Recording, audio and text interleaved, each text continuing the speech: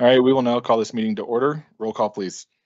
Mrs. Cons? Here. Mrs. Shandy? Here. Mr. Wilburn? Here. Mrs. Yanez? Here. Mr. Salt? Here. The Pledge of Allegiance this evening will be led by Ms. Yanez.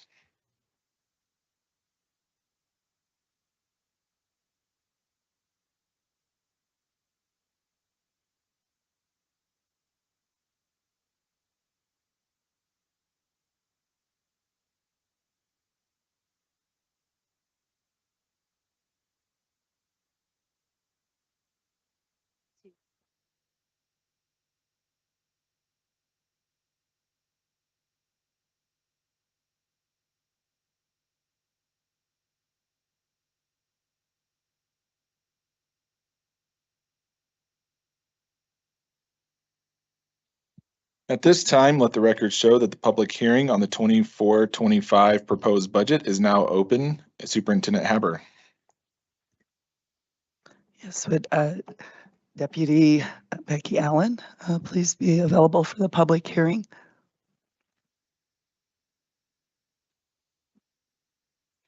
In compliance with state statute, a proposed budget for 23-24 was presented to the Board of Education on May 9th, 2024. The proposed budget was made available for inspection on the district's website and in person at the EAC starting on May 10th, 2024. Legal notices of the proposed budget were published in several local newspapers. The 24-25 proposed budget will be considered for adoption at tonight's meeting. Thank you, Ms. Allen. Mr. Belcher, do we have anyone signed up to speak to the board this evening regarding the proposed fiscal year 2024-2025 budget? We do not. All right, thank you. That concludes the public hearing portion of our agenda. There's a budget discussion later in the meeting at which board members may comment about the proposed budget. Next is the approval of the agenda. Ms. Matson-Bonet, were there any updates to the agenda? There were updates to the agenda and the board was notified of these. Members of the board, are there any items you wish to move from the consent agenda? Are there any discussion items to be added to the agenda? May we have a motion to approve the agenda with this change? May we have a motion to approve the agenda? Moved. Second. Roll call, please. Mrs. Cons? Aye. Mrs. Shandy? Aye. Mr. Wilburn? Aye. Mrs. Yanez? Aye. Mr. Salt? Aye. Tonight's board quote comes from Ms. Yanez. Sorry, my microphone's acting weird again. We are going through a basement renovation, and during that renovation, I have been going through my children's books, and I came across this quote in the Book of Virtues. It says, it was in a McGuffey's primer, which was one of those early readers from the 19th and 20th centuries. And it says, work while you work, play while you play. One thing each time, that is the way. All that you do, do with your might. Things done by halves are not done right. And I saw the word play, and it was my hope, my heart's wish for everybody, especially teachers in this district, to get in some play this summer.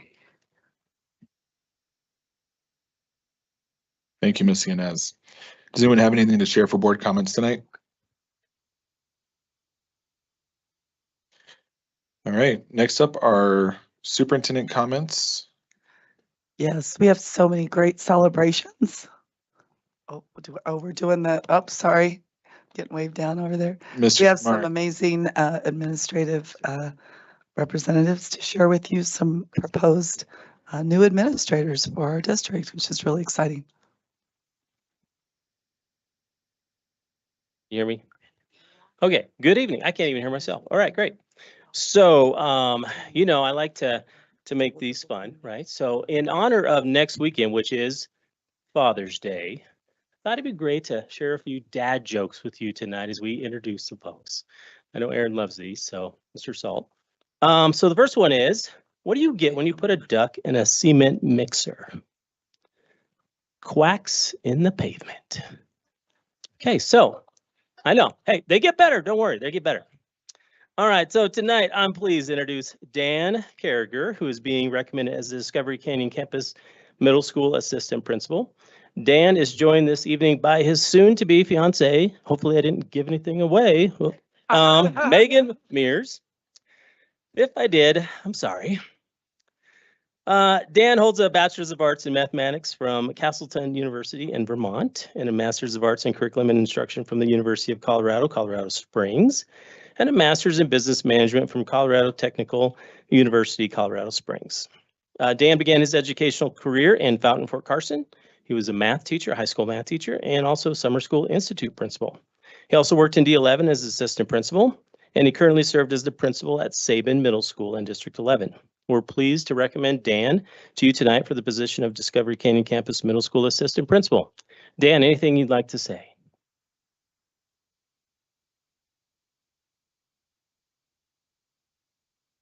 Board and superintendent, I just want to say thank you so much for this opportunity.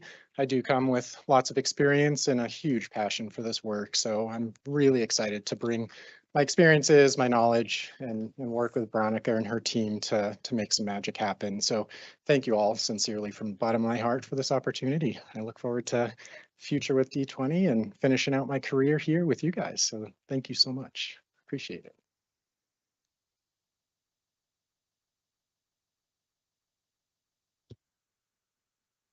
All right, next joke, here we go. What country's capital is growing the fastest? Ireland. Every day it's Dublin. That was good. Yeah, okay. So I'm pleased to, I'm pleased to introduce Tim Hill, who, as I go through this, you'll see used to work in D20. So he's being recommended as the Liberty High School Assistant Principal. Tim holds a Bachelor's of Arts in PE and from the University of Northern Iowa, Master's of Arts in Education from Iowa State University, but he roots for the Hawkeyes. So he's a little conflicted, but it's okay. He began his educational career in Norwalk High School in Iowa as a PE teacher and also a SPED teacher. Then went to Douglas County School District as a high school teacher and administrative dean and an activities director. Then came to D20 and worked at Air Academy High School as an assistant principal. Then transitioned to District 49 as assistant principal and athletic director, and also worked in Fountain Fort Carson as an assistant principal, and Jeffco as an assistant director for special education. And then he thought, maybe I'll retire, and then he didn't. So then he decided to go and work as a teacher and a coach at Rock Canyon High School for Douglas County. So we are pleased to recommend Tim tonight for the position of Liberty High School assistant principal. Tim, anything you'd like to say? Superintendent Haber and members of the school board, greatly appreciate this opportunity to return to D20. As was mentioned, kind of took some of my speech away, but Air Academy High School is where I started. Had the privilege of working with Dan Olson there, and he's still doing a great job there. And my daughter's graduated at Air Academy. And now I have the opportunity and very excited to work at Liberty High School and work with Principal Matt Sisson and his outstanding admin team. So I'm just very excited to get back. And when someone thinks the grass might be greener outside of education on the other side, have them come talk to me. It's education is a great place, and I missed it greatly after about a month or two. I missed it. So I'm just glad to be back. Thank you.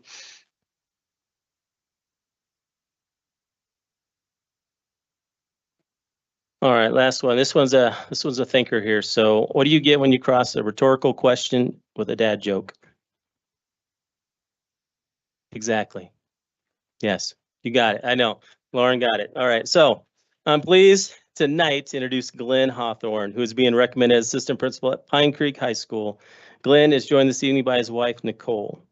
Glenn holds a Bachelor's of Arts in Secondary Education from Adams State College and a Master's of Arts in Education Administration from Argosy University in Denver, right? Glenn began his educational career in Canyon City High School as an English teacher, then transitioned to District 49 as a middle school English teacher, and then Canyon City High School as an English teacher, back to Canyon City, and then to D11 at high school English teacher and department chair, and then to Sabin Middle School as an assistant principal. He currently serves as the assistant principal at Jenkins Middle School. We're pleased to recommend Glenn to you tonight for the position of assistant principal at Pine Creek High School. Glenn, anything you'd like to say? I'm not much of a funny guy, but I do have a dad joke too. I never take the stairs, and you shouldn't either because they're always up to something. Board of Education, Superintendent Haber, I just want to say thank you for the opportunity to be in District 20. I came looking to find my passion in education, and I believe I found it. Everyone at Pine Creek has been so welcoming, and I am honored to serve the Pine Creek community. Thank you.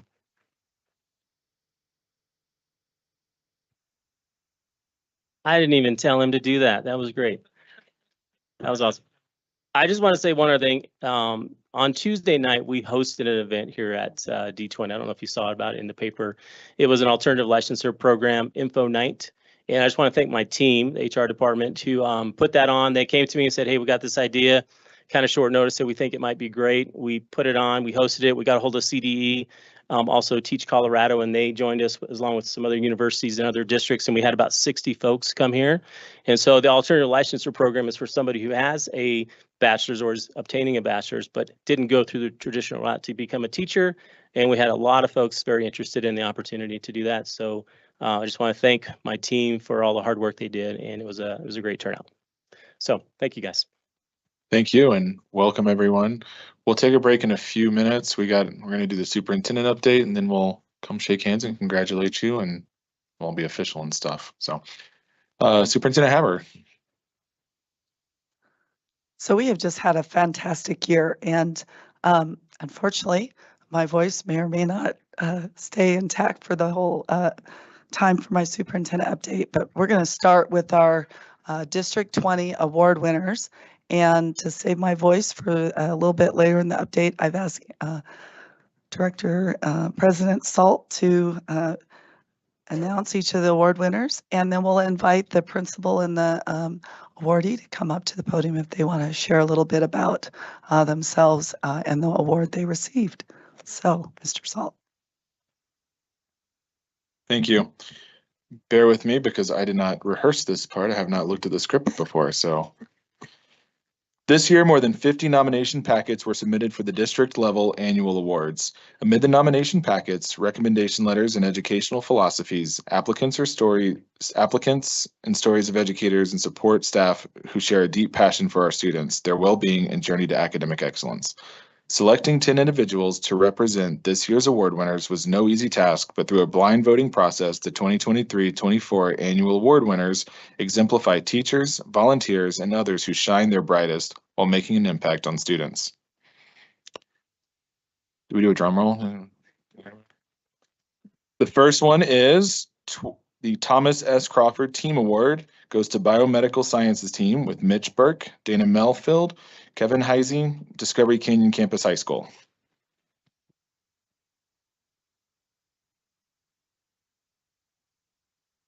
The Biomedical Sciences team at Discovery Canyon Campus High School does more than provide exceptional academic support. Their remarkable interpersonal skills, empathy, and genuine commitment to supporting their peers have proven their dedication to excellence and innovation in education. Their nominator, DCCHS Assistant Principal Michael Carpenter, said, "Their unwavering dedication to excellence, emphasis on relationships, and commitment to providing a quality education sets them apart as exceptional educators and mentors. I am confident that their impact will continue to inspire and empower students and colleagues for years to come." The team shared in their classrooms, collaboration is not just a concept, it's a way of life. So do you guys? Yeah, if you'd like to come to the podium, please, so we can recognize you, and Mr. Matt Mitchell, if you want to come up too and talk about the team a little bit, and anything that the team would like to share would be awesome. I know every time I go to Discovery Canyon, I'm like, can I see the table? Will you show it to me? So I just really appreciate all the effort you guys put into writing the grant. And I hear that you guys put in for another grant to get a second table that's mobile so that more of our kids can take an opportunity, which is just a tribute to your dedication to excellence. So if you want to talk just a little bit about your program, and then Matt, if you have something you want to share. Absolutely. Tonight, the biggest thing, we as a group, we just wanted to say thank you. We really appreciate the recognition for the hard work that we put in. But we also wanted to say the extra time, the extra work, the extra effort, it's not for recognition, it's not for awards. We do what we do because we believe it's what's best for kids. We do have people we would like to thank. Jim Bailey, who got us started as our principal 12 years ago, Dr. Mark Wallstrom, who helped elevate our program when he started the IBCP program, our current supervisor, Michael Carpenter. And then we've got outstanding support from the district as well. And we'd like to thank Kendra Tate and Jamin Paraso for all the support that they give us. It's been a wonderful program. I tell people all the time, I wish that this program had existed when I was in high school, although I'm not sure it would have led me to teaching. But I tell the kids all the time, it's like getting paid to go to Disneyland. Absolutely love what I do. That's awesome. We are incredibly impressed with this group. They give our kids new opportunities every day. They're a true professional learning community. They have gone vertical and they collaborate. They work very well with our IB program and get the kids a lot of opportunities. And our students now are better because of their hard work. They are the demonstration of excellence. And they're wonderful. Every time we walk in their class, we see wonderful things. And kids come out saying, I can't wait to be there. Even though it's challenging and hard, they always come out pushed and better off. So we wouldn't be DCC without them.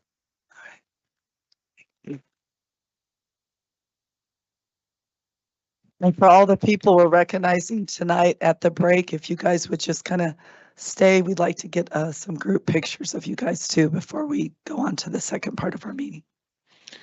All right, we can do drum rolls for each of these. It's kind of fun. Yeah, drum rolls. Next one. The 2023-24 School Administrator of the Year is Anna Kilman from Air Academy High School.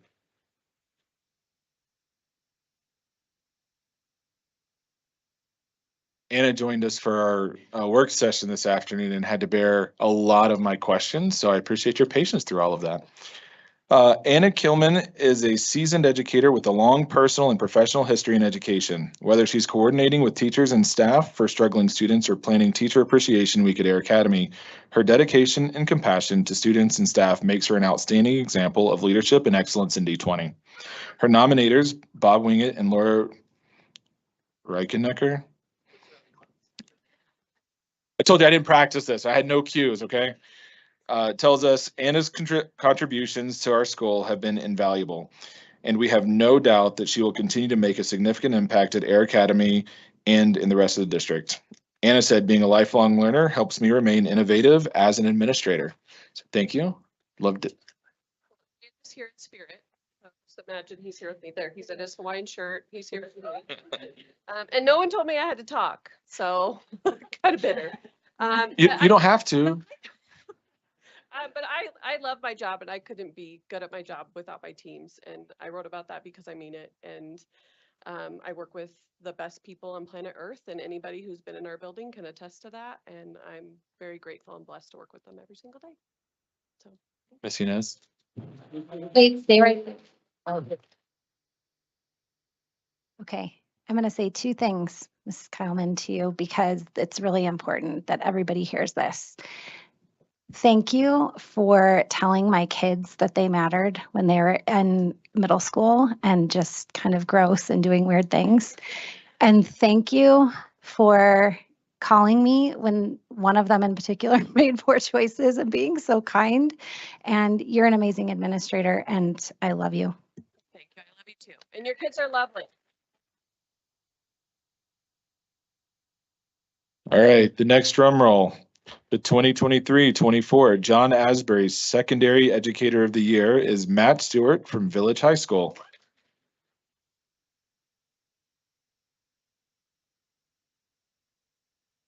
Matt Stewart's dedication to teaching and helping others do better in the community is unparalleled. He is a beloved mentor to many village students. As a mentor, he shows a kind and compassionate nature to ensure that all students feel valued, appreciated, and loved while maintaining high expectations. He is committed to learning the why behind students who struggle and finding them the best path for their unique circumstances. His nominator, Katie Redinger, says, nominating him is easy because there is no one that I have met in my 25 plus years of teaching that is more deserving of this honor than Matt. Village High School senior from 24, Alex Barnes says, since day one, he's been there to encourage and plan out my success when I need it the most. He's the best teacher and the best mentor I could have gotten. My son wanted me to share a dad joke, so oh, my daughter Juniper, where does the NBA or where does the MLB get all their new clothes for their players from New Jersey. So there you go. Yeah, so I'm joined by my family and my work family tonight, and former administrator Anna Kowman, and so many people throughout this experience have just helped me grow. About my 5th year teaching, I was caught in the mire of kind of on the road to burnout, and I went to a teacher's retirement celebration, and something stuck with me, which was, you know, all the educational trends will come and go, but the one thing that stays the same, you got to love kids. And so when I was asked to write a philosophy of education, I just wanted to actually have that be the only 2 words on the piece of paper, was just love kids, because that's really all that matters. And when I found out that that was really the one thing, you just take care of business and you take care of kids, all those other things sort of just kind of work themselves out. So I appreciate this recognition. I appreciate being part of such a wonderful team. And I'm not even the best teacher in my house. It's actually my wife, who's a 1st grade teacher, and she inspires me a whole bunch. So thank you. Yeah.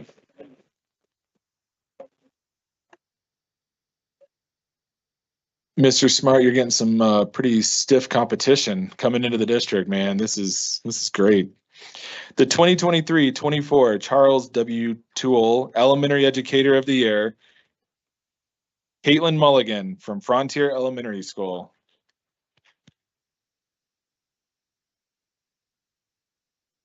Caitlin Mulligan is an exceptional leader, role model, and an outstanding teacher at Frontier Elementary School. She has an eagerness to learn, a willingness to take on leadership. Oh, roles. There's a huge gap here. It's like this paragraph doesn't end with a sentence. Oh, it's not the end of the paragraph. My bad. I promise I can read. Take on leadership roles, a heart for supporting fellow colleagues, and a passion for student growth and achievement. Whether she is collaborating with teammates to incorporate new and proven strategies, supporting student council and yearbook, or organizing the food drive, she is always willing to go the extra mile. Her nominator, Principal Julie Murray, says, Caitlin is an advocate for doing what is best for students. She has high expectations for herself and students. She works hard to connect with her students and ensure not only high academic achievement, but social emotional growth as well. She truly cares about students and their families. Thank you.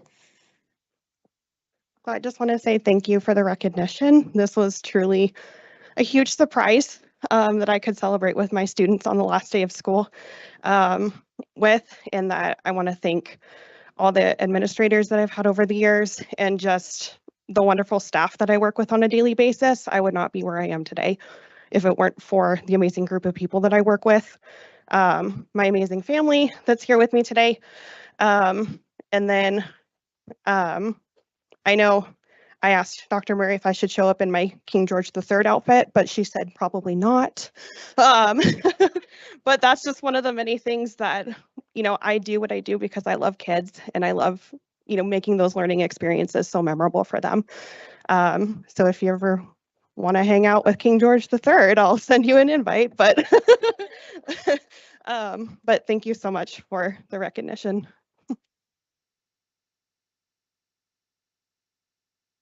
I'm pretty sure I actually told Caitlin I'd give her $100 if she came in her King George. I'll do it in August. She'll do it in August. I just want to say Caitlin is truly one of the best. I just finished my 1st year at Frontier, and Caitlin has helped me learn the staff and the building and the students, and she volunteers for everything. So she's a shining star, and we are so lucky to have her. So thanks, Caitlin.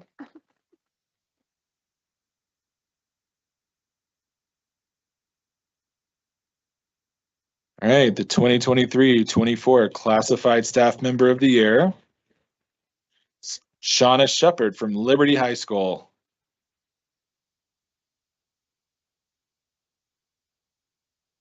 Shauna Shepard's tireless dedication to Liberty High School does not go unnoticed. While she began as a dedicated volunteer to Liberty, Timberview Middle School, and Frontier Elementary School, she now serves as a well-respected leader, bookkeeper, and member of the District Finance Allocation Committee. Her nominator, Principal Matt Sisson, said, Shauna is seen as a valued member of the staff and provides great insight to ensure that teachers are receiving the support they need to be successful in the classroom. Shauna is a major asset to Liberty High School and creates a cohesive and forward-thinking mindset throughout the school. She says, every person that walks through my office door is a unique individual. Some I interact with daily and have opportunities to build relationships with, to learn what their goals are. Students that want to go to a four-year university, join the military, work in a trade.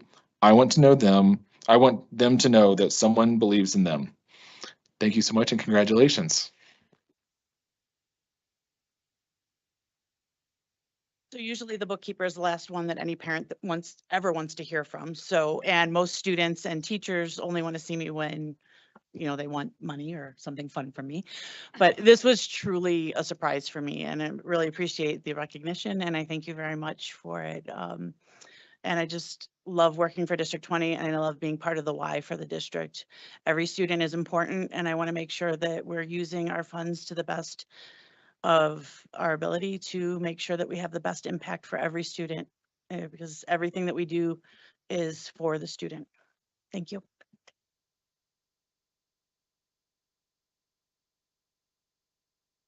I think one of the most important things is as a building leader, it's about the people that you build around you to build a really strong team. And I will tell you that your bookkeeper keeps you out of the ditch a lot of days. And Shauna's one of those people that will always shoot it straight and always put kids first. And our leadership is better because of her. So thank you, Shauna.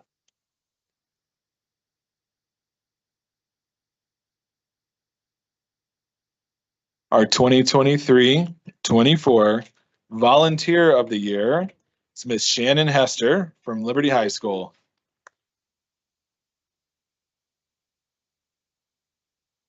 Shannon's dedication to Academy District 20 reaches across several schools, district committees, and parent organizations. When someone is needed, Shannon always answers the call. Currently, she serves on several committees at both Timberview Middle School and Liberty High School, and at the district level is the chair of the District Accountability Committee, which is no small task. That was my own edit. I truly believe that Academy District 20 is the best district around, and nothing I can do to help that, and anything I can, I'm totally botching this. I'm sorry, it's been a long day. Anything I can do to help that is an honor. That's what Shannon said. Not only is the district thankful for her time and service to the district, but our community is better for it. Whether she's making science kits, creating a photo booth, or presenting to the Board of Education, Shannon's contributions will leave a lasting impact on the district. Shannon, congratulations.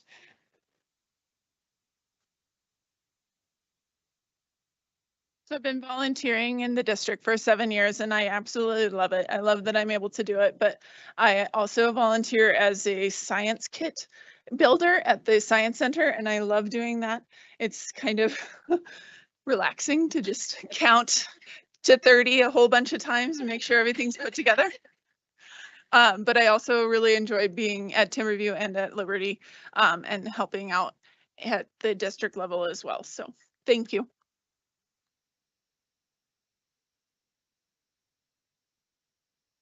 I think Shannon embodies one of the greatest things about our community is that she is so involved and truly cares about all of our kids. She's really does like counting to 30 a whole bunch. She's a former physics teacher, so she's really being honest about that. And I think that's the part of it is that she does have an educator's heart and an educator's background.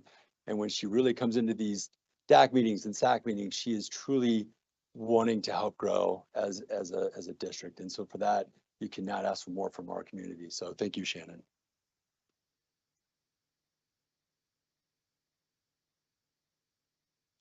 All right, the 2023-24 Special Education Specialist of the Year is Miss Tanya Merkel, teacher of the Deaf and Hard of Hearing Education Administration Center.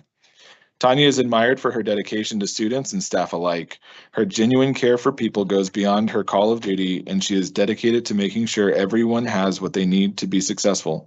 She is praised for being an incredible team player and an even better leader amongst her team. Her nominator shares she always has a positive attitude, a loving heart, and a special attitude of how we can fix this together.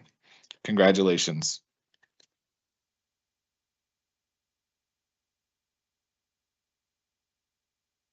And this is our last one. Tanya can't be here this evening, but I just wanted to congratulate her on the special education team's behalf. Great job. Thank you so much. All right. Last but not least, 2023-24 Early Childhood Educator of the Year is Ms. Beth Tyra, District special education preschool teacher at the EAC. Beth has jumped into her role feet first, a challenging but rewarding task that proves her love and dedication to her students. Her collaboration with Child Find and her enthusiasm for regular evaluations, weekly staff newsletters, and so much more have a genuine impact on her team and students alike. She is a lifelong learner who is unafraid of exploring new technology. And her involvement doesn't stop there. She provides support to preschool sites across the district and cheerfully supports schools in need of long-term substitutes. Beth is always willing to help, no matter the task, her nominator says. Congratulations.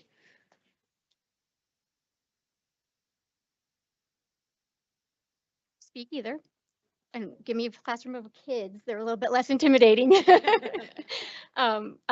is the first year I stepped out of the classroom after 30 years of teaching to try something new. And so I appreciate the support from everyone in preschool, Lisa and Kelly and Carol and Jaleesa and Glinda and everyone, my family, on the change. So, and it's been good. So thank you.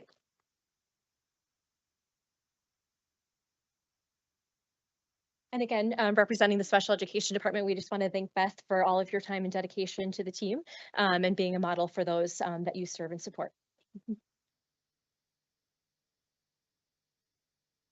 Awesome. Great happens here in D20. So we recently, let's see, there it goes. We had about 150, I think approximately 150 folks who were involved in a district-wide professional development with Mike Schmoker with Results Now. And it was a powerful conversations that were had. We had board members, teachers, administrators all learning together in a true professional learning community across the district. And we had the wonderful opportunity on June 3rd to bring all of us together to hear Mike Schmoker in person. And I just want to thank Susan and Jeremy and the whole Learning Services team. It was really a great time together in helping us to set our priorities even for next year around literacy and how do we incorporate writing across the curriculum. Susan, do you have anything you'd want to add to that? I think it was a great day for everybody. I think Dr. Schmoker really focused us on the important elements of instruction, and I think there's a lot of energy around this, and I'm looking forward to next year.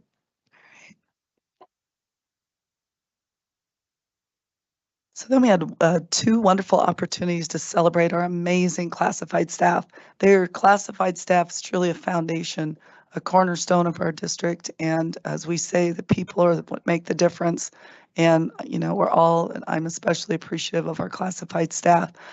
So we had a celebration at the Transportation Center and then here at the EAC. And during that time, I learned about some important recognitions and awards that happened in the Transportation Center. And so, Becky, would you like to talk about these wonderful individuals here in this picture? I would be honored. Thank you. So on May 11th, the Colorado State Pupil Transportation Association, get ready for this, held its annual Road EO and Technicians Contest in Lakewood. See, I need to keep up with Mr. Smart. From across the state, 24 technicians, 58 general education competitors, and 15 special needs teams competed. District 20 is proud to have 3 top finishers. Sean Foster, would you please stand? Sean won first place overall in the technician, meaning the mechanic category. He comes to us. He's been here for 2 years and comes to us from Douglas County. And you know what? He is also the defending state champion as well. The technician contest consists of a written test and 2 practical application stations. And for this year, it was electrical schematics and a disc brake station. Congratulations, Sean. Thanks for making us proud and doing so well. Jeff, would you please stand? This is Jeff Profit. He won second place in the general education category. Jeff is a relief driver who primarily handles longer field trips and is qualified to drive our transit or our flat nose buses. Jeff has been with us for 12 years and we congratulate you on your achievement.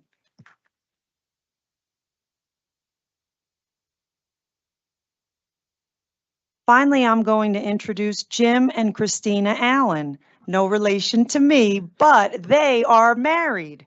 They won third place in the special education category. Jim is a driver trainer and has been with us for 3 years, and Christina is a paraprofessional who's been with us for a year and a half. As a side note, transportation runs in their family because their son, William, we're so fortunate, also works for us as a paraprofessional. And again, the general education and special needs categories, a written test, a driving skills course, and a student management scenario. Again, congratulations, Jim, Christina, Jeff, Sean. Thank you for representing us so well and doing all you do to help our students and our drivers be safe every day and get to where they need to be on time. Thank you so much.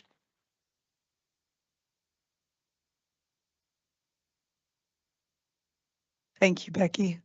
Our Air Force Junior ROTC, the fitness team won all service JROTC National Fitness Championship in Florida on May 4th.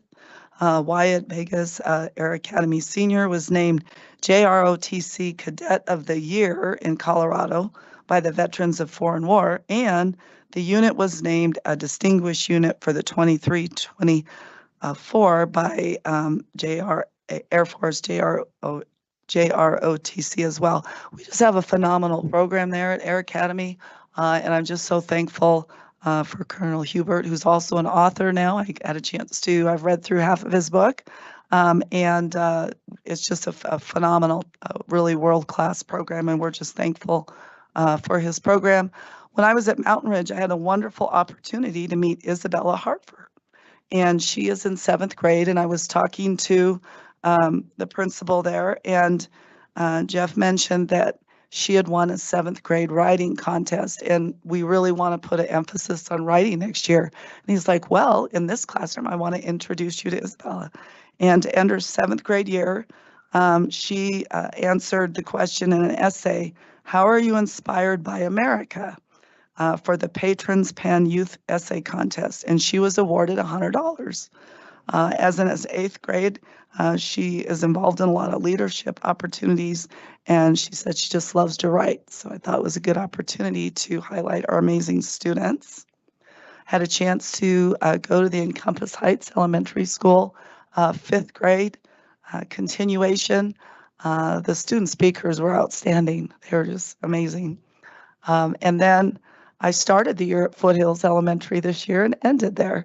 And Lauren and I had a chance to go to their field day, and they had all these little stations out there that just gave every student an opportunity to shine. And students were excited to be able to sign each other's shirts, like up there in the right-hand corner. And then I had a chance to meet some wonderful people while we were there. And the picture over on the right-hand side, the two ladies there, they are paraeducators, Lisa DeFod and Lisa Kellogg. And Lisa DeFod has been 23 years of service as a paraeducator, and Lisa Kellogg 4 years. And our paraeducators are just foundational to our success of our students as well. And it was great to have an opportunity to recognize them. And then a picture of the lady in the hat and her husband. I thought this was a good story when we talk about attracting teachers to D20. Her name is Jessica Turdy. She was a substitute during COVID, didn't really have any elementary teaching experience, and she was also a professor at UCCS. And she got involved in volunteering, and I think the administrators there kind of reached out to her and said, hey, why don't you go back, and get your teaching license? So she has a long-standing service to Foothills. Now she and her husband is the science to chemistry department chair at UCCS. So students at Foothills have opportunities. His students come in and teach them about chemistry, and I think they've even had an opportunity to take a field trip to UCCS. So in addition to what you heard this afternoon about all the partnerships we have, our schools, I think, are already having that awareness of where can we start giving students opportunity to learn about the real world and have those authentic learning experiences. So I just really appreciate Jessica and her husband for being a part of our D20 team.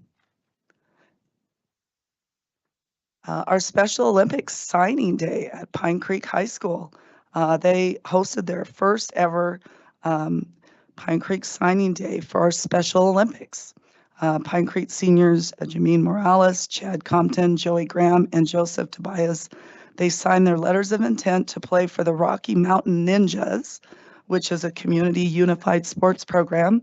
And Tobias also signed to play with the Switchbacks, which is a national unified team for the 24-25 season. So huge shout out to Pine Creek and their support of the unified sports program. And I posted both these videos, but great really happens here. And if our tech person, do I just click on it? I just think it's just a good reflection of this is just like the tip of the iceberg of the great things that have happened here. And I thought it'd be a great way to end the superintendent reports for this year. If we can get it going. Let's see. Oh, you got it. Okay, hold on. Go back. Do I have to click on that again? Or you do it? I'll just let you do it and I'll stop clicking. My husband tells me that too. Step away from the computer and stop clicking. All right.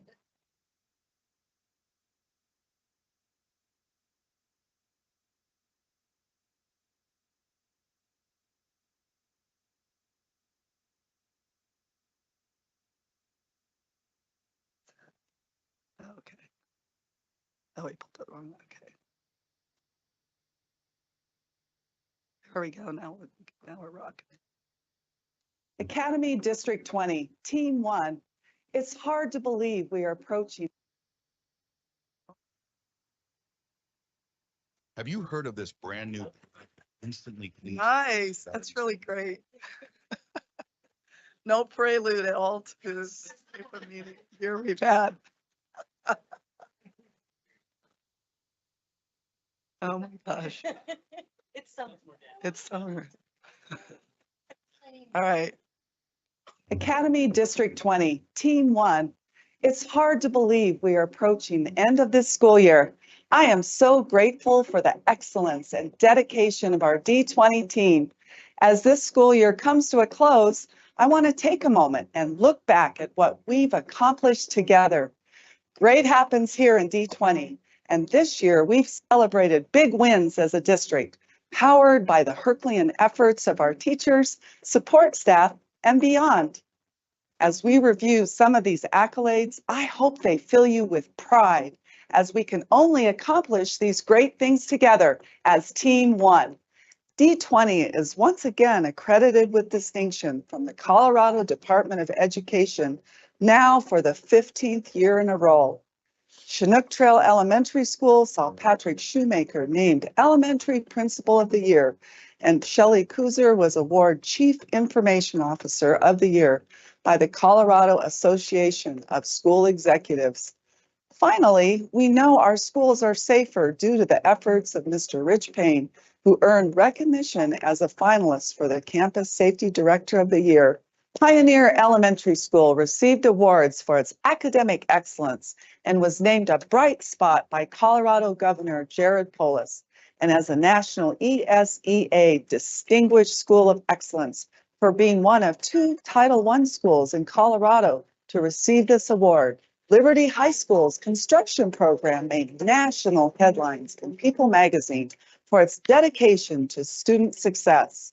D20's SWAP program is receiving recognition for pairing our students with special needs in meaningful careers. And our athletes district-wide have been named Peak Performers of the Year, and their teams are winning state championships year after year. We have invited more staff, families, and community members than ever before to get a look inside our district and have a seat at the table to provide feedback. This year, we expanded our monthly stakeholder meetings to include more parents, staff, grandparents, and patrons, moving from approximately 227 district partners last year to approximately 347 this year. We are also building partnerships with some of the most innovative companies in the Pikes Peak region to include UC Health, BlueStack, and NovaFlex, Integris, and many more. We are finding ways through career academies, work-based learning experiences, and teacher externships to integrate the expertise from companies like these into our schools and create or expand job and post-secondary education opportunities for our students after graduation. Working in collaboration, we all make up Team One. It has been my pleasure to serve as your superintendent through my first full school year. Please know I am here for you, cheering for all of you, and I can't wait to cross this year's finish line together.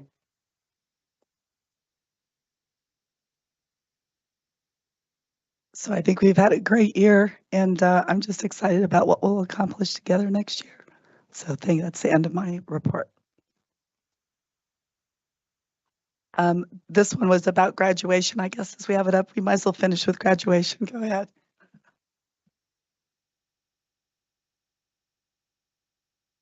Esteemed members of the graduating class of 2024, you did it. You finished your K-12 journey and you're ready to launch into your future beyond high school.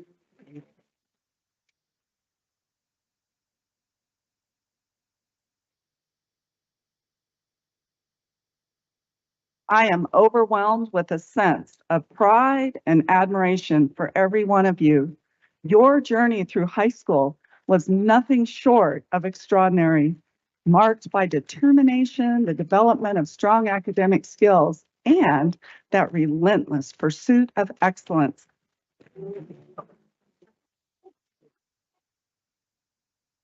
Lived by the words of famous anthropologist Margaret Mead, never doubt that a small group of thoughtful, committed citizens can change the world. In fact, it's the only thing that ever has. So again, congratulations, class of 2024. The world is yours for the taking, so go forth and make it a better place for generations to come.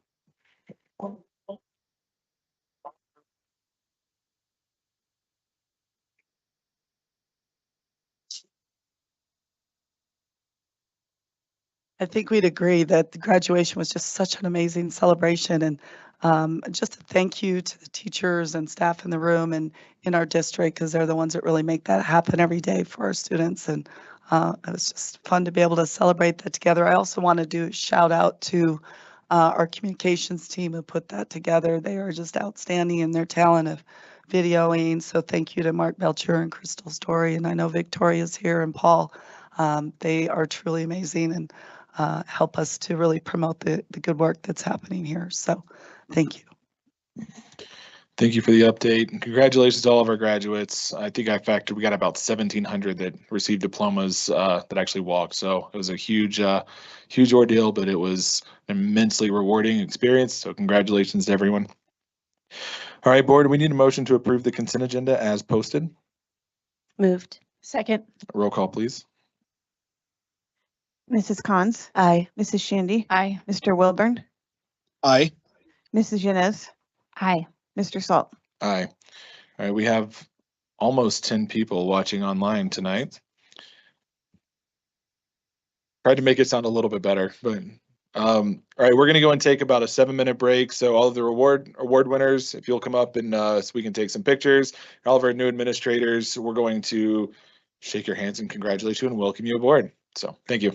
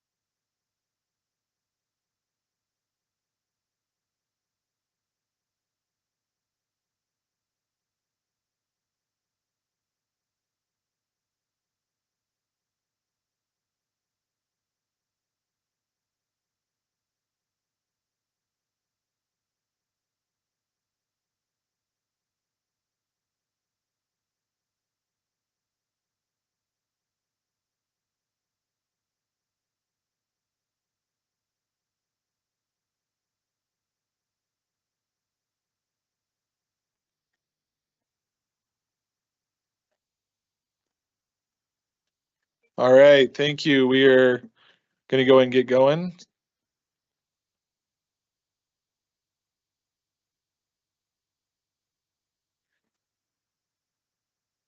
All right. There were no items pulled from consent agenda, so we'll move on to item 9, our written reports. First up is monitoring report for EL 2.5 asset protection. Were there any questions or comments? All right, moving on to the MRE. Is the superintendent's interpretation of the policy reasonable? Is there sufficient evidence to determine compliance for each section? Are all sections in compliance? Recognition of exemplary performance or concerns regarding performance? Would you like to see additional or different evidence, or should any part of this policy be changed in the next monitoring cycle? Do you see evidence which is extraneous or no longer necessary? Okay. Item B, monitoring report for EL 2.10 district calendar. Were there any questions or comments? All right, Anne-Marie. Is the superintendent's interpretation of the policy reasonable? Is there sufficient evidence to determine compliance for each section? Are all sections in compliance? Recognition of exemplary performance or concerns regarding performance? Would you like to see additional or different evidence, or should any part of this policy be changed in the next monitoring report cycle? Do you see evidence which is extraneous or no longer necessary? All right. Item C, Advisory Personnel Performance Evaluation Council, or APEC. Did anyone have any questions or comments? Nope. 2024 summer project updates. Were there any questions or comments? House Bill 211110 for school year 24-25 updates. Were there any questions or comments?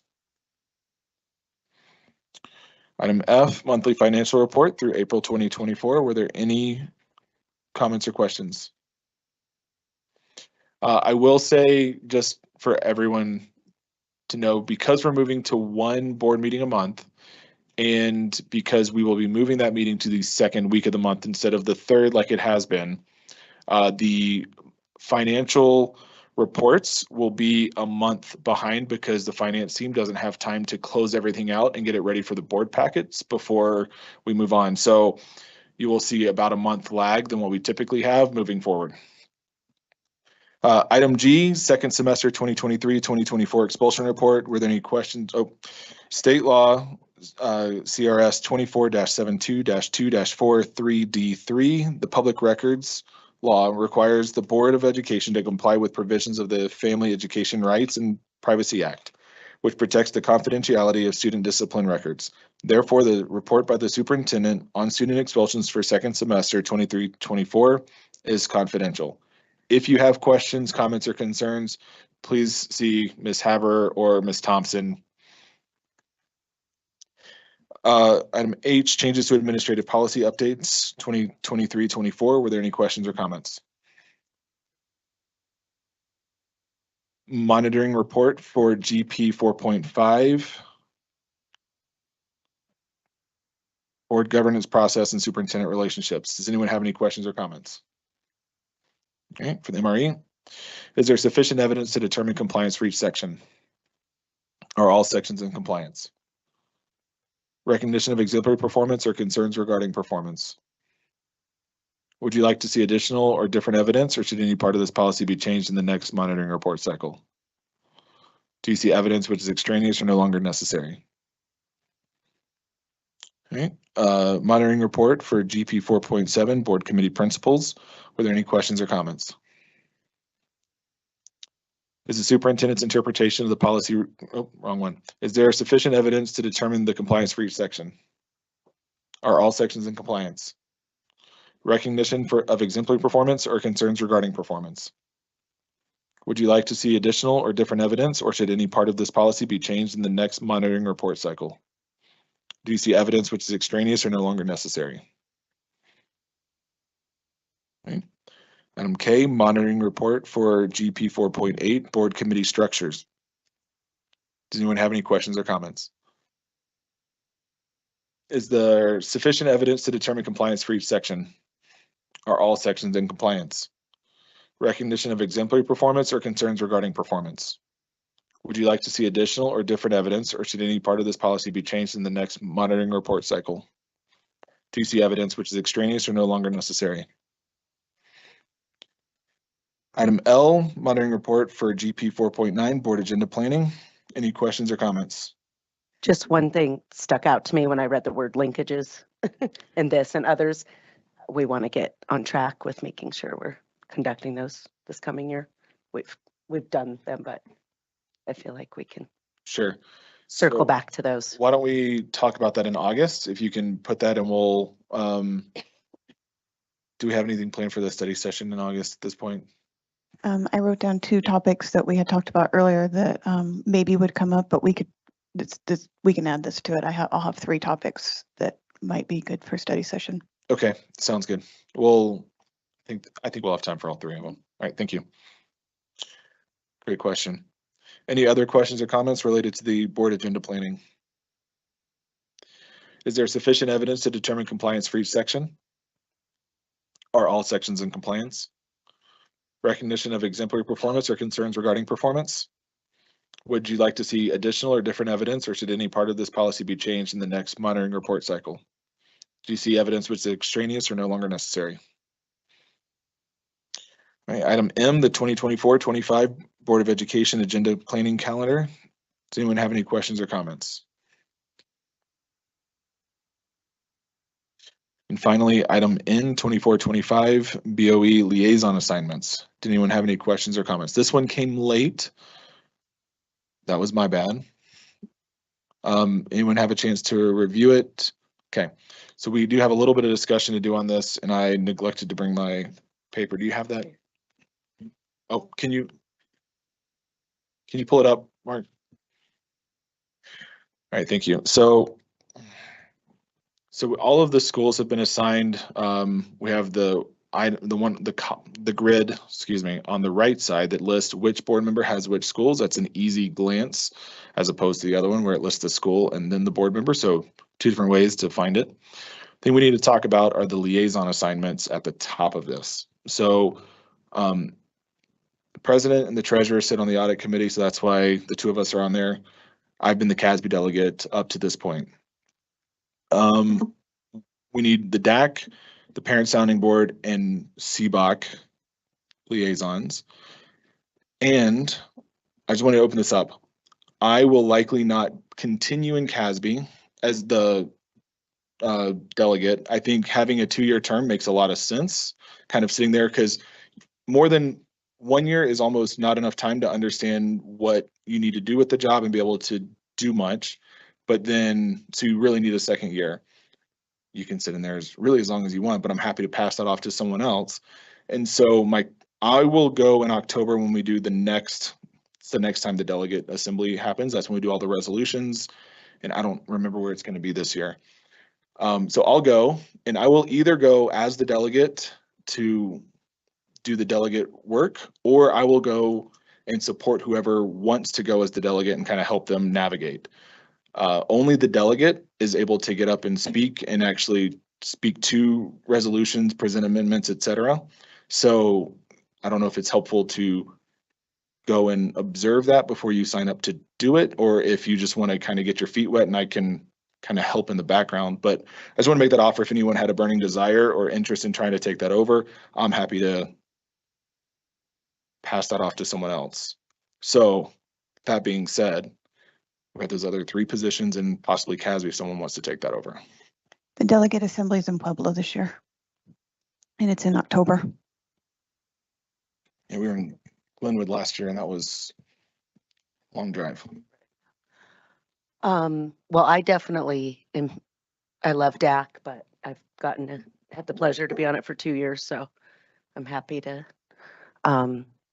probably do Parent Sounding Board, but again, if someone really wants to do that, I'm happy to do CBOC, whatever.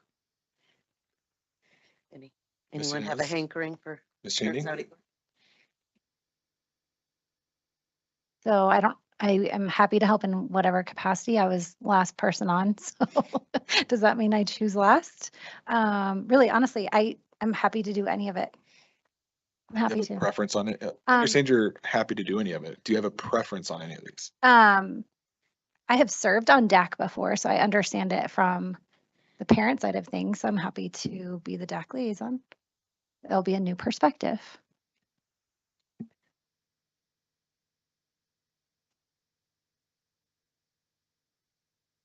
Have you been doing parent sounding board this past year?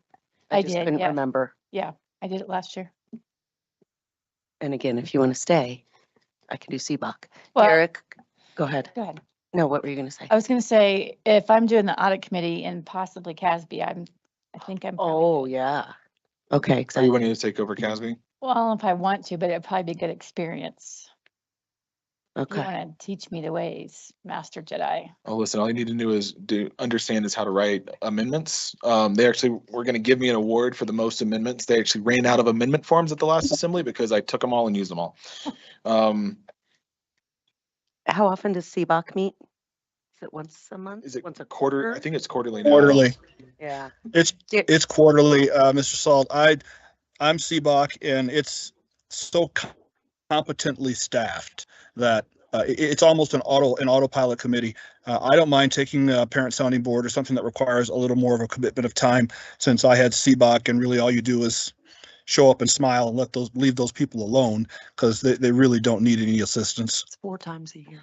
So just as a reminder, when we talked earlier today, we've got we'll vote on later, if we move forward with the bond and if it passes, that this would probably take over whether we have one committee or 2 committees, still to be determined, but whoever this liaison is would likely be the liaison to both.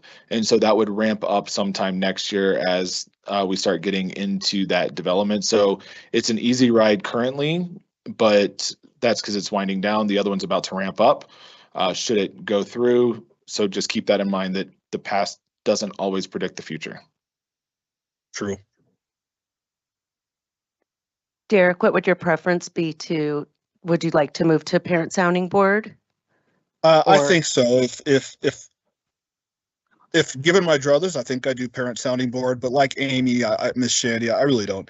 I don't care. I'll do whatever's necessary. I think that's great then. So Derek, you do parent sounding board, Lauren, DAC, Amy, CASB, and with the audit committee with Mr. Salt, and then I'll do CBOC. Okay. Did you get that? To clarify, Amy, you'll be the delegate, but Aaron, you'll be attending as a mentor. Do you want me to stay the delegate for October and then you just hang out with us? Yes, please. Okay, Got so it. I'll maintain the delegacy, and then after the October one, we'll get her set up as the delegate before December. But you're both going. Yes. Okay. All right, thank you, board.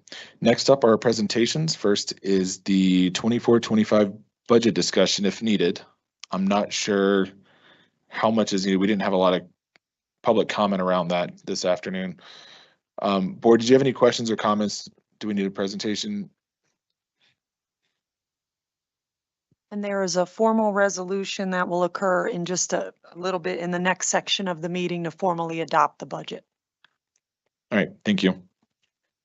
All right, item B, e-learning for school year 2023-2024, Superintendent Haber. Dr. Shelley Kuzer, please.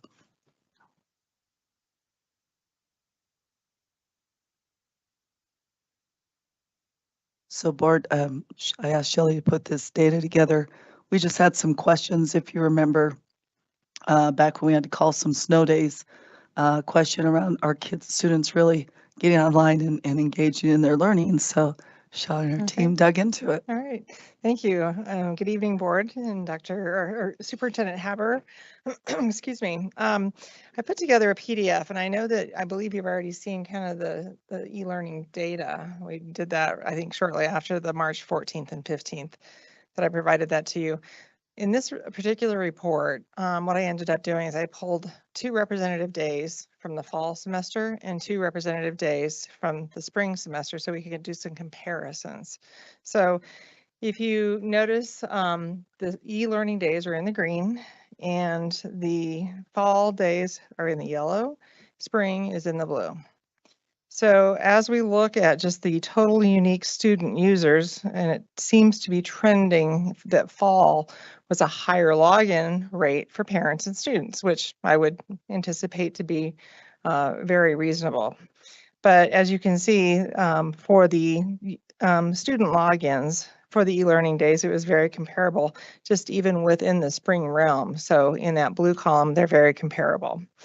If you look at the staff users, there were more staff that were logged in on those 2 days than any other day on those comparable days. And when we look at the unique, it's not the number of times they logged in. If they logged in once, it was counted. So that's kind of what this data means. If we go on to the next section, which is the parent users, and this is what I mentioned earlier. Parents, obviously, at the beginning of the school year, in that time frame, they're going to log on a little bit more.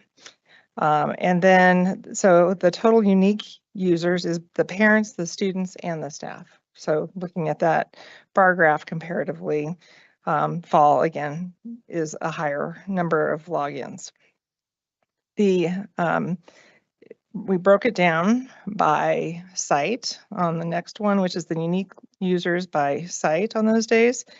And if you look at the number of students on enrollment and compare it with the number of unique logins, it's trending pretty accurately. So just another snapshot. And then you can also, on the next bar graph, you can look at that and it compares the various days that we took as a representative. I know there's a lot of numbers here, but they're fairly simple, bar charts.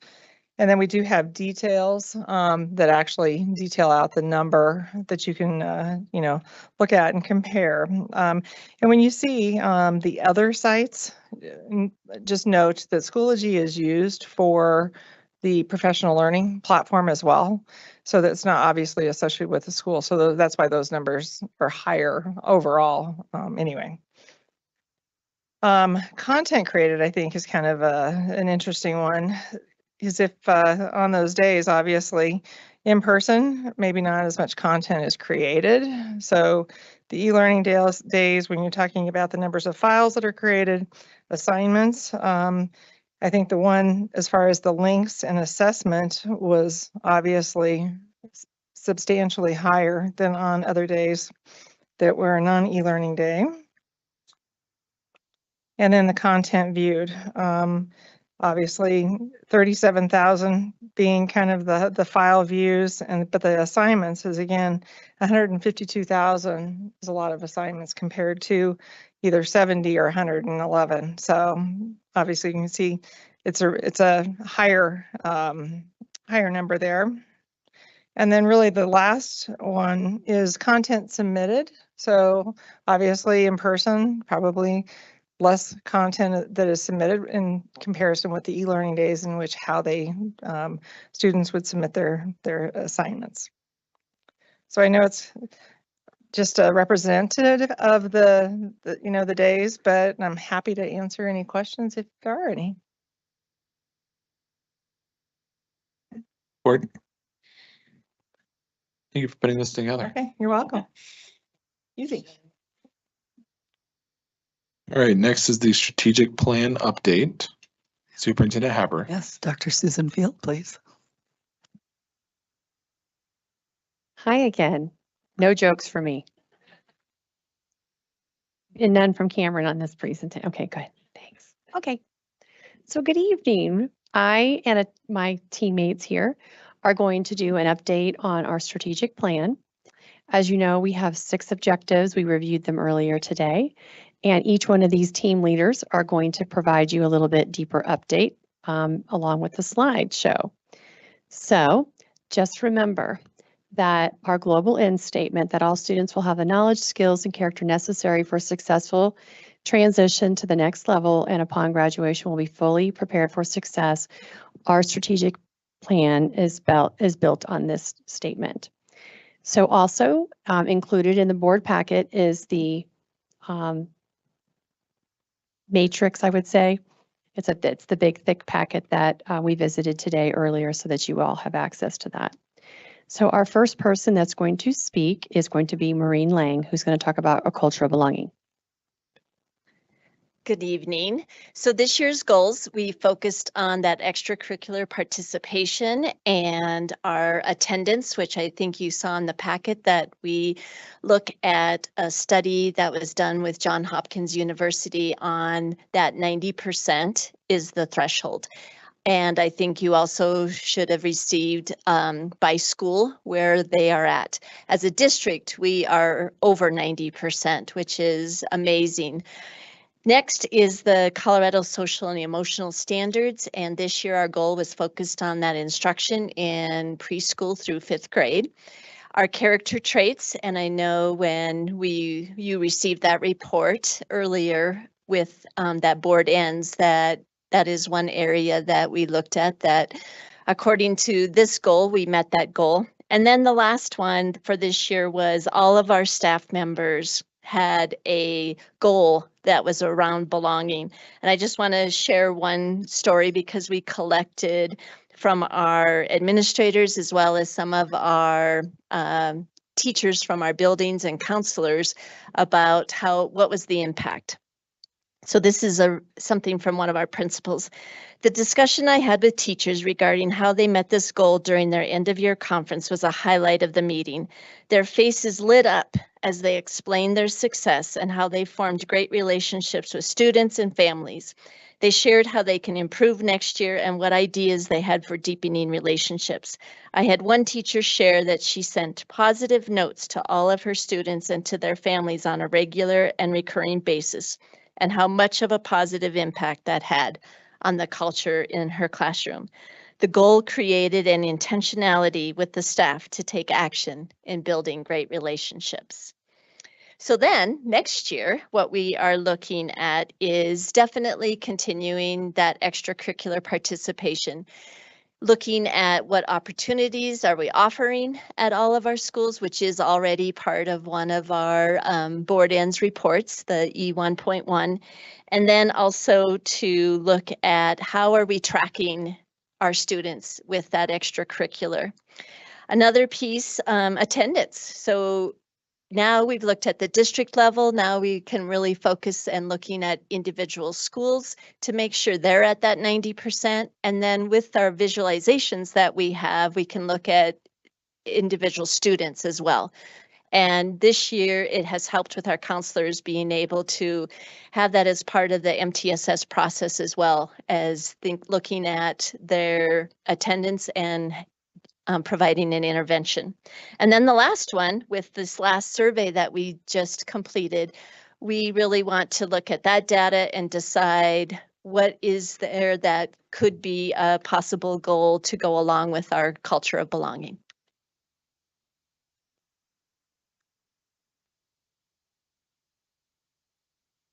Good evening. Always happy to be here and talking about reading, so thanks for having me. I'm here to talk about Strategic Goal 2.1, so focused on 3rd grade reading. I understand you've seen some of the data and information, so please don't hesitate to ask questions as I go. But a little bit closer look, our 3rd grade reading goal is comprised of 3 targets that really encompass on grade level reading, reading with accuracy, and reading improvement. 95% of our 3rd graders met one or more of those identified targets. Looking closer at target 1, we did not meet our goal of 85% of 3rd graders reading at or above grade level. While we were on track mid-year to meet this target, we have identified a few reasons for the shortcoming. One is really the new assessment that we use this year, DIBELS 8.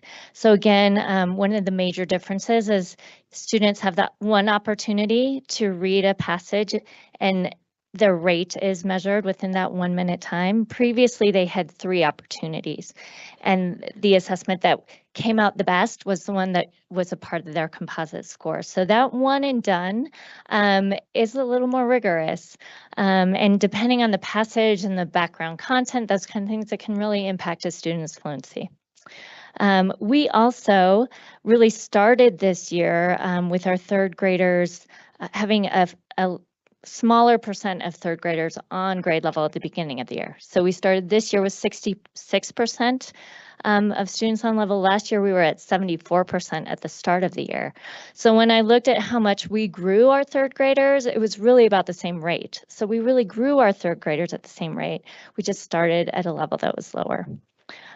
We also have noticed with Dibbles 8, the rate of reading is very heavily weighted when it comes to the composite score, which is what we pull. And that rate of reading, while important, we have been really intentional about emphasizing accuracy with students this year, because we know, and you may know if you've been in a classroom, kids are they're smart, and they know that they have a minute. And in the past, we've recognized that they are really aiming for just blowing through those passages as fast as they can to get as far down that page they can. And we've really been intentional talking to teachers and staff about accuracy is the key. So let's emphasize that. And that is actually really reflected in our data this year. While the rate or speed of reading we have to work on, our accuracy was much better. So that's a win.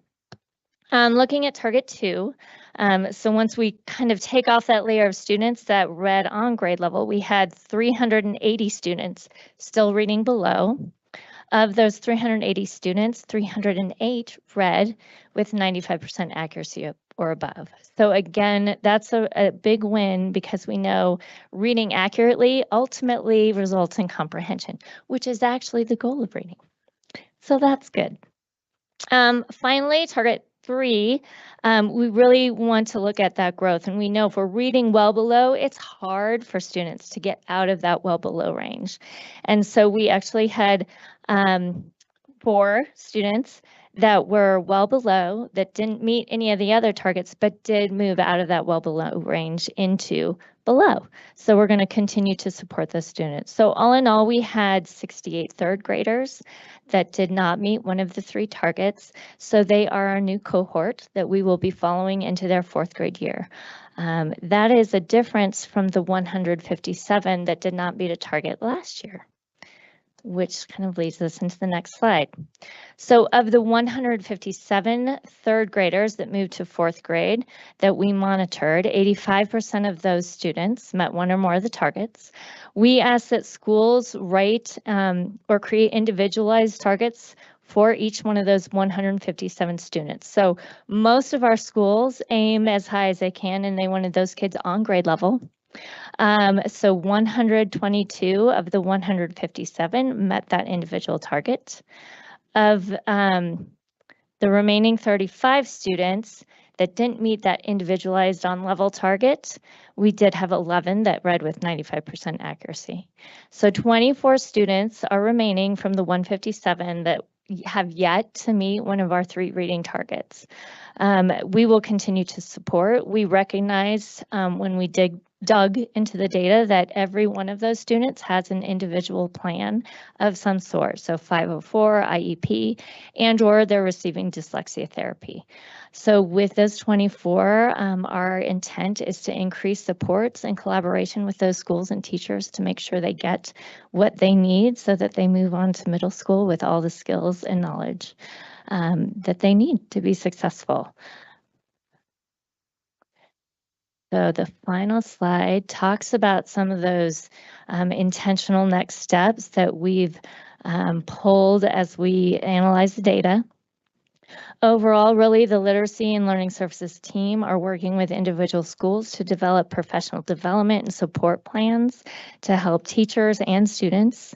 We'll continue to monitor our cohorts of students and increase that collaboration and individualized targeted instruction for those students.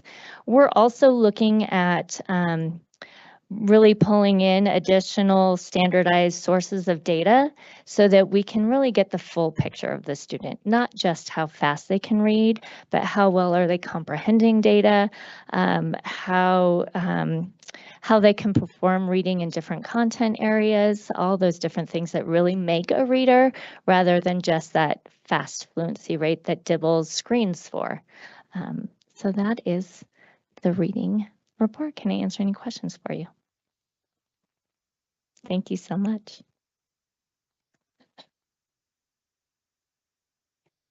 Career and college. career and that's me. Hi, I'm Kendra Tate with College and Career Services.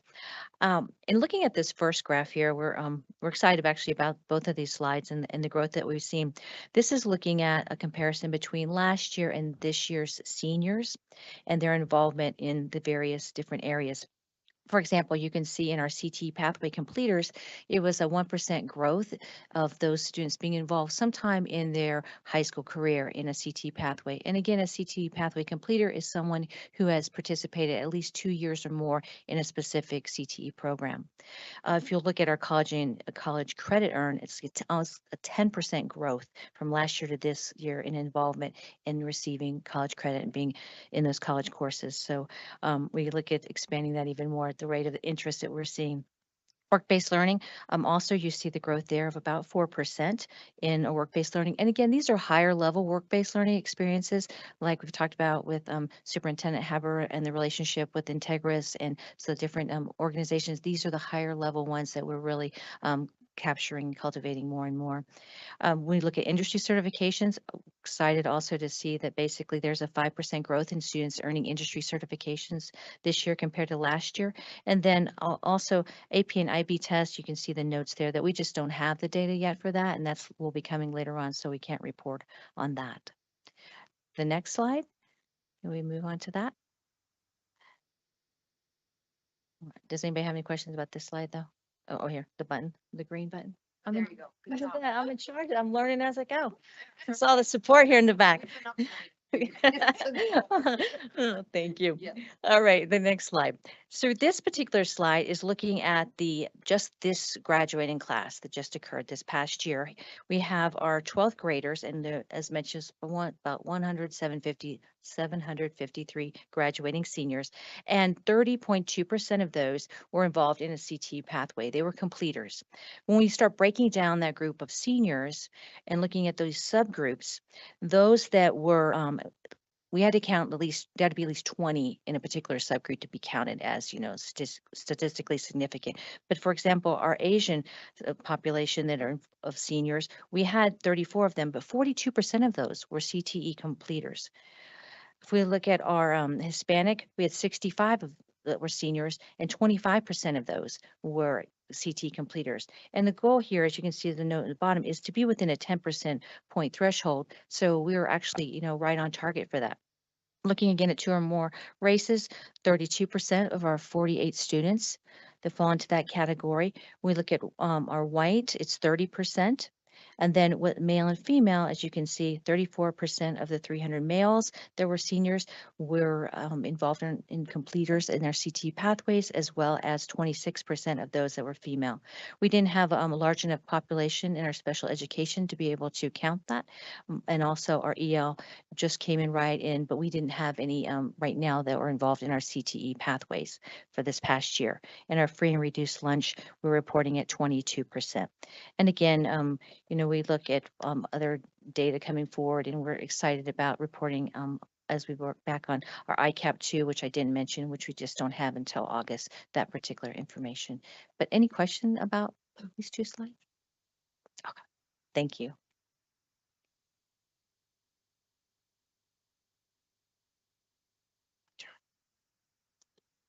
No jokes. Okay.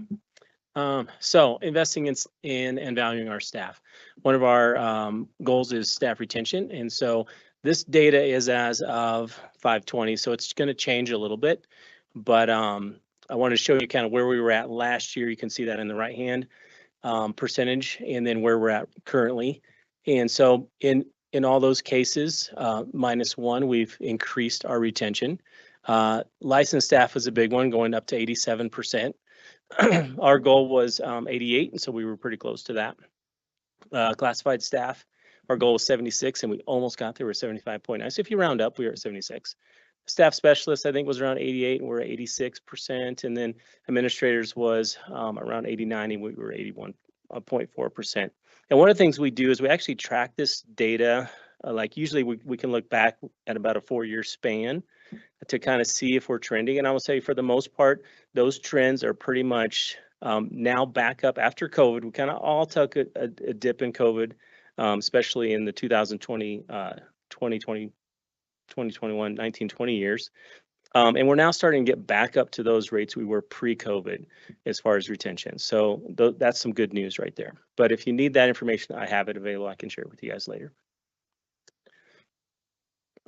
The other goal was actually we had our goal was 80% of staff to complete at least one professional learning training course or a course.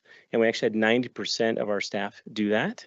So we're super excited about that. There are some limitations because sometimes we just don't have courses that really match up with some of our positions like electricians, plumbers, but next year we will have some courses that will apply to everybody. And so we'll be able to get everybody some training. The other thing was trying to get feedback from staff. And we had over 1,200 staff complete a survey to give us kind of feedback really on kind of their feelings around their work day and kind of how they felt about working in D20 and being a part of D20. And so as you can see, staff really enjoyed working with students, and that's really what we're here for. So that's great that that's one of the highlights, and that was a big thing, and that was consistent throughout everyone. Also their coworkers, you know, it's really about who you work with and what you're doing the work for. And so they enjoy coming to work and working with their teams. Also what they do, I think they find a lot of value in being able to impact students and help students grow and learn.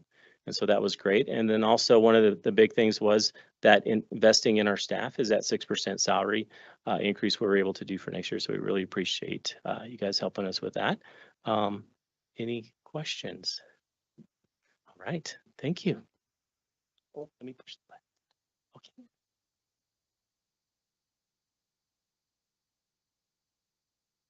Of course, going after Cameron, I'll have to bring the mic down a little bit. I think I had a minute for this, so we'll see how I do. So we'll talk a little bit about our strategic goal of building trust through communication. As I kind of mentioned a little earlier today to you all, that the goals here were a little squishy, and we're going to firm those up moving into the next school year here. I'm big on data. Wherever we can mine and monitor it, we're going to do that. And that kind of is actually what our first goal, 4.1, is based on, and I kind of call that our biggest bucket for this school year. The charge was to audit our communication channels and determine what we can measure. So we've done that, and some highlights to call out to you are our website received just under 3 million page views, generated by over 500,000 engaged users, which is pretty cool. Additionally, our social media followership has increased by about 40%, which has led to some pretty good engagement and reach boosts. I will also note that our IT team is partnering with us on a project for Parent Square, and that's going to make a huge difference for our parents and families in the realms of school and district-based communication. So pretty cool there. I'll wrap up 4.1 by sharing that we also want to measure and monitor our media impact and media views. So we are going to go ahead and bring on a new tool that's going to allow us to kind of tackle that a little bit better. And then finally, I'll kind of bucket the last two together and share that. Is everything okay? Oh, please go ahead. Yeah, we gave each other. There was some communication on the side. It's okay. The irony that the communications guy missed the communication that's going on. Nonverbal communication. Come on. No, it's okay. So I just wanted to ask, so with bringing on Parent Square, I'm familiar with that from using it at the charter school where my kids are going. Do we expect engagement from some of these other platforms to drop when all of that is accessible through the app with Parent Square coming on? It's possible that some of our social media engagement from families will go down a hair. They're going to spend a little bit more time on Parent Square. I don't think it will go down too much because I think social media is pretty embedded in the lives of most people. So when folks are scrolling at the end of the night or early in the morning, they're still going to like, share, or even comment on our posts. So we'll still see some of that. Do you expect, I guess, I'm also thinking like the website going down because a lot of that information they'd be looking for around the schools, I'm assuming some of those communications and whatnot would be available through Parent Square at that point. So at least what we're going to initially train is that the website is still a single source of truth, the North Star, so to speak. So what we're going to train is to still put the bulk of your communication on your website and link to it, and unless we find something else is working better for us. So while there may be a small dip in some of our page views, and that will actually inform some of our website work, we're still going to start by training, hey, put everything on the website, make sure it lives there for your families, especially because we don't know that all families are going to opt into Parent Square, but everybody has access to our website. So thank you. Great questions.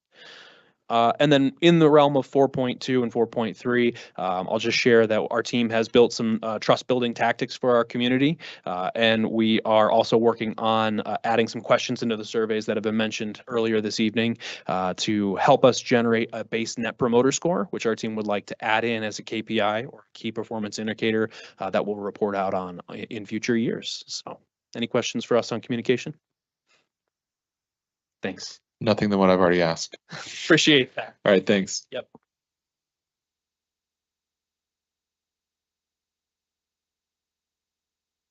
Okay, on resource optimization, what you see is the building rental allocation. We have already implemented a plan that allows each school to go ahead and receive revenue related to building rental, whether they have the capability or the capacity to rent it or not. So that one is taken care of and completed. The next two have to do with looking at differences between schools. For example, it might be related to the number of students with disabilities or the number of students who are eligible for free or reduced lunch. So a committee was brought together. We completed our work earlier this year. We do have a set of factors of allocation strategies that we put together, and we now have that a part of our budget planning consideration in the spring with cabinet. So that one has been taken care of and completed. Number 3, 5.3, has to do with really monitoring the impact of those new allocation strategies. I will be honest that right now we are not able to fund those strategies. We've had a generous donor give us a donation for next year to offer more resources to schools to support their homeless population of students. However, that's a 1-year type of commitment. So right now we would gauge the effectiveness of the strategy when we had a plan to actually implement that funding over a long period of time. So right now that won't appear in next year's tracking. And finally, the one that will remain prominent is the Public Schools on Military Installations program regarding Doug Valley and Air Academy. Thank you.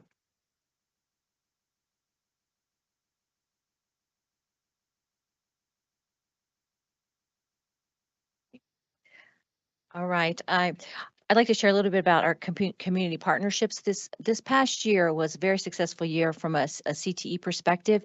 We put in place 6 advisories, and what was social about these advisories were that they met at individual schools on a rotation where teachers met with industry partners to talk about what's relevant to their particular core area, their CTE area, from industry certifications to the equipment to the skills needed.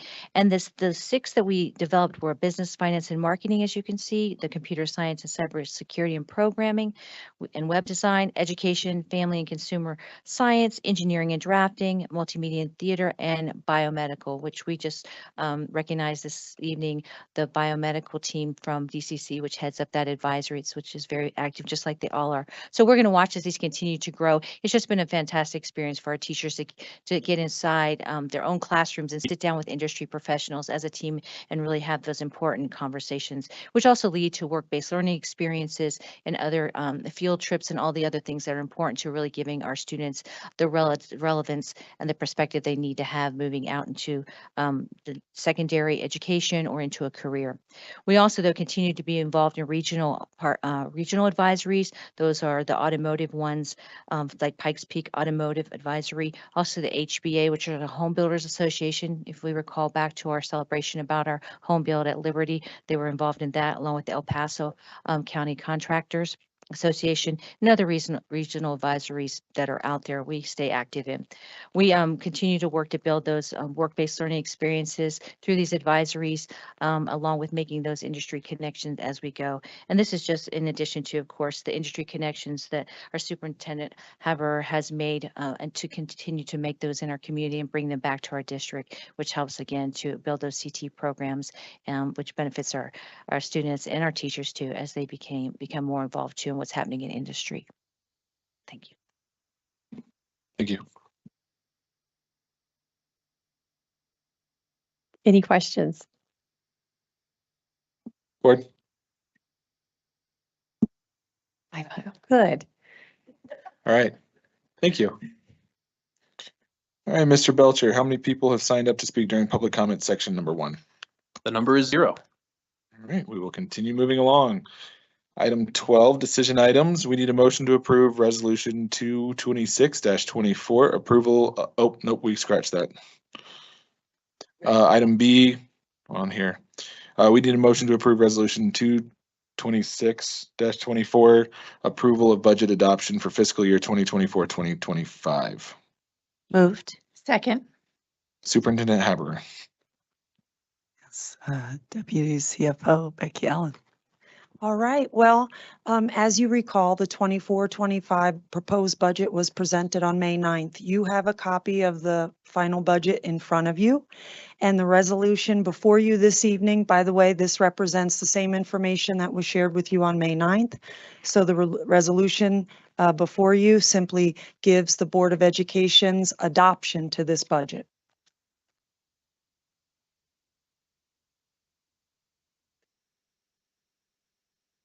And you also have a copy of the budget book in front of you.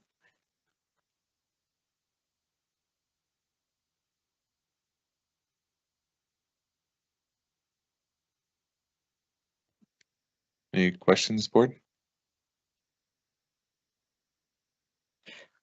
May I please just take a moment? I want to just thank Kathy Watts. She's the Executive Director for Business Services. This was her first time taking the lead on the budget. She did an absolutely amazing job, and I just appreciate her and her leadership. Thank you for letting me just honor her for a moment. Thank you, Kathy. I hope you're listening. I hope you're one of the almost 10. It's 9. I hope you're one of the almost 9, Kathy. Right. Board, roll call, please. Mrs. Cons, Aye. Mrs. Shandy, Aye. Mr. Wilburn, Aye. Mrs. Yanez, Aye. Mr. Salt, Aye. Thank you. Next, we need a motion to approve resolution 227-24, authorization of the designated election official or DEO to submit notice of intent to participate in the November 5th, 2024 coordinated election for the purpose of a bond question. Moved. Second. Discussion, please, Ms. Haber. Yes, Deputy CFO Becky Allen. So the resolution that you are considering this evening would allow the school district to go ahead and inform El Paso County of its intent to place a bond measure on the ballot for November 5th. If the board were to say yes on this, and remember this bond would be looking at funding about $49 million for the match for Air Academy High School, to rebuild that school, have a career pathways wing in accordance with, that match by the federal government. Secondly, about $9 million that would go to help the district be compliant with a new energy law that goes into effect beginning January 1, 2025, of no longer selling fluorescent bulbs in the district or across the entire state. And so we would be required to change all of our fixtures that are not currently LED, which are the majority. And then, of course, on a per pupil basis, portions for TCA and New Summit as well. So it's about $69,140,000, and that would be the purpose of the bond. So again, if you were to approve this resolution this evening, that would give us permission to let El Paso County know that we intend to be on the ballot. It's important to know that that is not binding. If you do say yes, we would let the board, or excuse me, the county know by July 26th to meet that deadline. Then on August 8th, our next board meeting, there would be 2 resolutions for you to consider. One would be the intergovernmental agreement with the county for the election, and the second would be certifying the actual ballot language. And again, if those were to be approved, then by August 27th, we would square the IGA up with El Paso County. And then by September 6th, that's really the drop dead date, if you will. That is the required deadline for the district to certify ballot language with the county. Any questions for me? I used up all my questions on this discussion this afternoon, so I'll let any other board members ask at this point. Ms. Yanez. Director Salt, thank you. The study session that we had, those are recorded, right, Mark? Those are not recorded. We're going to have to, do it again. All those questions that we asked, well, that Mr. Salt asked, that was really helpful to just clarify the process and the why behind all of this. And so I look forward to opportunities in the future to explain, have these talking points and really go through the way we did this afternoon with our community. Thank you for making it so clear as always. Thank you. Any other discussion? Roll call, please. Mrs. Cons, Aye. Mrs. Shandy, Aye. Mr. Wilburn, Aye. Mrs. Yanez, Aye. Mr. Salt. Aye. All right. Next, we need a motion to approve Resolution 228-24, approval of recognition of the designated election official. Moved. Second. Discussion, please, Ms. Haber. Yes, and it's again, Deputy CFO Becky Allen. Okay. If we are going to appear on the ballot, we need a designated election official, DEO. So the resolution in front of you would go ahead and approve Tina Matson-Bonet to be the DEO and for me to be the backup. Any questions, board? Roll call, please. Mrs. Cons, Aye. Mrs. Shandy, Aye. Mr. Wilburn, Aye. Mrs. Yanez, Aye. Mr. Salt. Aye. All right.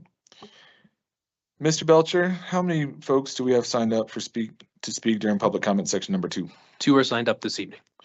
And the board welcomes the comments of our community members. Speakers must sign up prior to 1 p.m. via an online form, and they must limit their remarks to 2 minutes or less in deference to AST 20. Speakers may offer appreciation for or criticism of school operations and programs as concern them, but are encouraged to exercise their speech rights responsibly, as they are personally responsible for any legal consequences attributable to their comments, including claims for defamation. Please keep in mind that students often attend board meetings and listen online. Speakers' remarks, therefore, should be suitable for an audience that includes kindergarten through 12th grade students, including no use of profanities or obscenities. Comments concerning personnel matters should be directed to the superintendent or board president in writing with your signature. Supplemental written materials can be given to the security guards and they will be delivered to the board secretary. The board president will recognize each speaker, and consistent with GP 4.4, comments will be curtailed if remarks or behavior becomes inappropriate. The board president may interrupt, warn, or terminate a speaker's statement that is unrelated to the business of the school district, inappropriate for K-12 students, or disruptive to an orderly, civil, and productive meeting. Thank you for your cooperation. All right. First up is Mark Phillips, followed by Brett Dayberry. Mr. Phillips. I just am coming. I was here last month. Just wanted to share my appreciation with everyone. The decision was made to add a second volleyball team in the district. So from all the boys that will be able to play in the future, thank you. Miss Allen, I heard you were instrumental in this. So thank you personally for that. So anyways, that's all I got. So I'll save you guys some time. Thank you. Thank you. Brett Dayberry.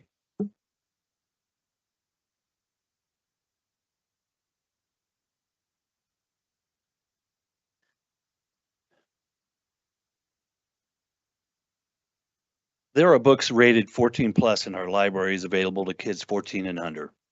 Does D20 acknowledge that this is a problem, and does it want to solve it? Some comments from the last school board meeting provide some insight. Miss Shandy asked the direct question, and I quote, "I just want to affirm that should we decide not to hear this, we are locking in this book, The Hate We Give, into a middle school library that's a 14 plus book. That is correct, right?" To which Casey Killingsworth responded, "Yes," with a caveat that it's labeled YA. Does her response sound remotely like somebody who acknowledges that this is a problem and wants to solve it? Ms. Yanez said, "We're talking about a book that a publisher is actually recommending for 14-year-olds, and it's in a middle school. We have to do what is the safest route for all kids and all parents." Then minutes later, she voted not to hear the appeal. Does her vote on this book provide the safest route? Mr. Wilburn correctly stated, providing books that are 14 plus to an audience largely 14 minus is bordering on irresponsible. To which Mr. Salt replied, "We need to have a larger conversation." And then he immediately proceeded to the vote. Entirely independent of today's study session, that the votes of Lauren, Nicole, and Aaron at the last school board meeting resulted in the hate you give remaining available to 11 to 13-year-olds is reprehensible. So here we stand at the end of another year without a resolution to this issue. Eric and Amy and Derek are looking out for the protection of all students, and I commend them. This community now expects Lauren, Nicole, and Aaron to step up or to step down.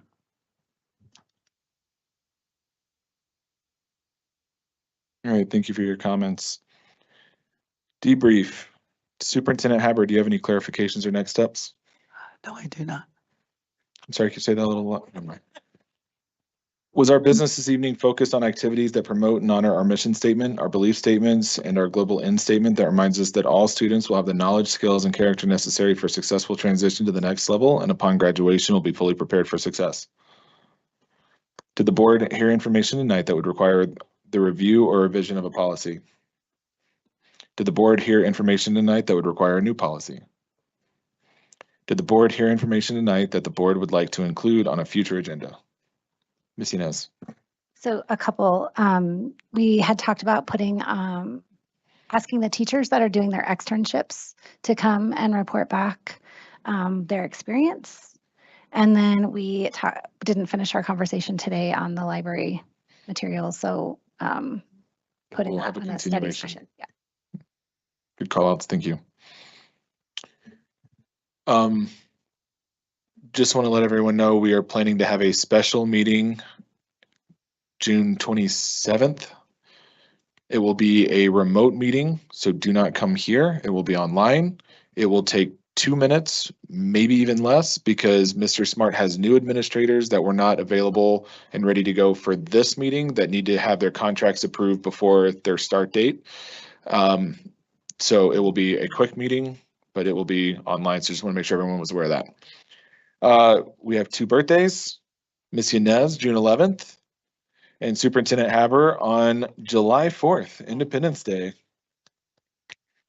All right, we need a motion that the Board of Education convene an executive session pursuant to Colorado Revised Statute 24-6-402 4F1 to discuss personnel matters related to the superintendent's annual end-of-year evaluation.